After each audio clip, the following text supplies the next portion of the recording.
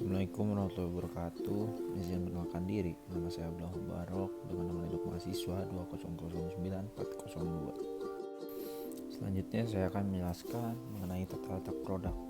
Tata letak produk atau product layout lazim disebut juga flow shop atau continuous production system layout adalah penataan mesin, fasilitas, dan peralatan produksi menurut urutan pengerjaan untuk menyelesaikan pembuatan sebuah produk atau jasa yang akan diserahkan, di mana unit-unit yang diproduksi akan memiliki urutan proses pengerjaan yang sama. Selanjutnya mengenai keuntungan tata letak produk. Tata letak yang berorientasi produk memberikan keuntungan yang utama, yaitu biaya variabel per unit yang rendah, mempertahankan biaya penanganan bahan baku yang rendah, mengurangi persediaan barang dalam waktu proses pengerjaan, dan memudahkan pelatihan dalam penguasaan atas pengerjaan atau manajer. Selanjutnya, kerugian tata letak produk. Sementara kerugian yang lebih kecil dibandingkan keuntungan dapat diuraikan sebagai berikut. Dibutuhkannya jumlah produksi yang besar karena membutuhkan investasi yang besar pada prosesnya, penghentian pekerjaan pada titik dimanapun seluruh operasi. Fleksibilitas yang rendah apabila dilakukan manufaktur dengan berbagai produk atau tingkat produksi.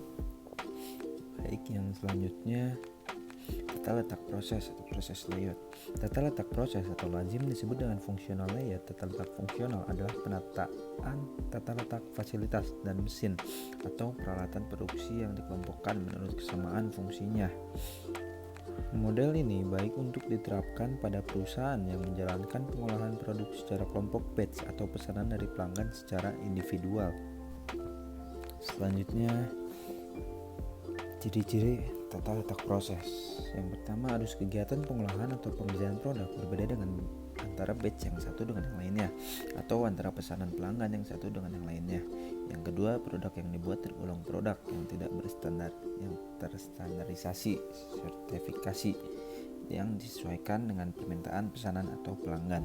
Yang ketiga, volume produksi yang terbatas tapi memiliki keragaman yang banyak. Yang selanjutnya, tata letak tetap atau fixed position layout. Tata letak tetap lazim juga disebut dengan tata letak proyek. Proyek adalah sistem produksi yang dirancang untuk memproduksi hanya satu unit produk dalam satuan waktu tertentu atau sejumlah kecil tugas dengan volume dan keragaman elemen pekerjaan yang tinggi.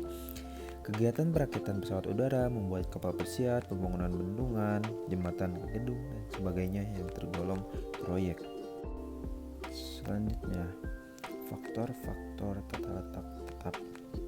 Ruang geraknya terbatas, proyek harus tetap berada di proses pengerjaan. Yang kedua, pada tahap-tahap proses konstruksi diperlukannya bahan baku yang berbeda-beda sehingga diperlukannya penjadwalan yang cermat.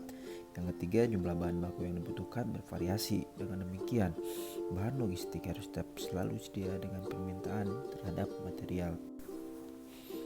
Yang selanjutnya, yang keempat, tata letak grup.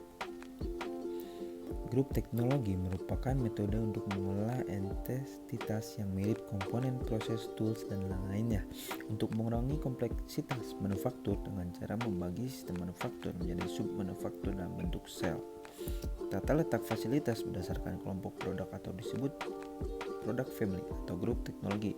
Layout merupakan tata letak yang didasarkan pada pengelompokan produk atau komponen yang dibuat. Dalam hal ini, pengelompokan tidak didasarkan pada kesamaan jenis produk akhir, tetapi dikelompokkan berdasarkan langkah pemrosesan, bentuk, mesin, atau peralatan yang dipakai.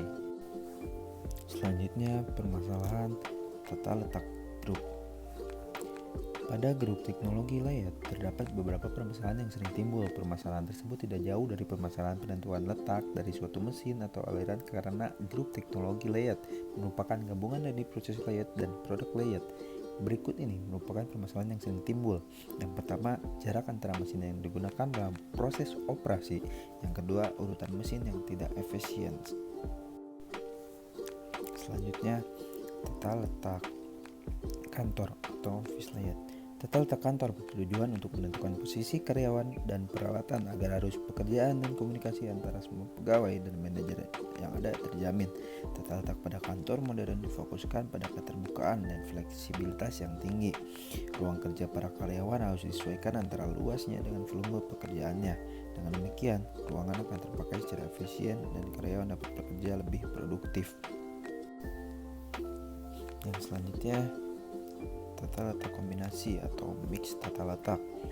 Penyusunan pabrik tipe ini adalah berdasarkan pada penggabungan dari proses tata letak, yaitu penyusunan tata letak pabrik menurut pengerjaan komponen benda bekerja di mana mesin-mesin atau peralatan disusun berdasarkan urutan pengerjaan komponen tertentu. Sekian dari saya dan terima kasih.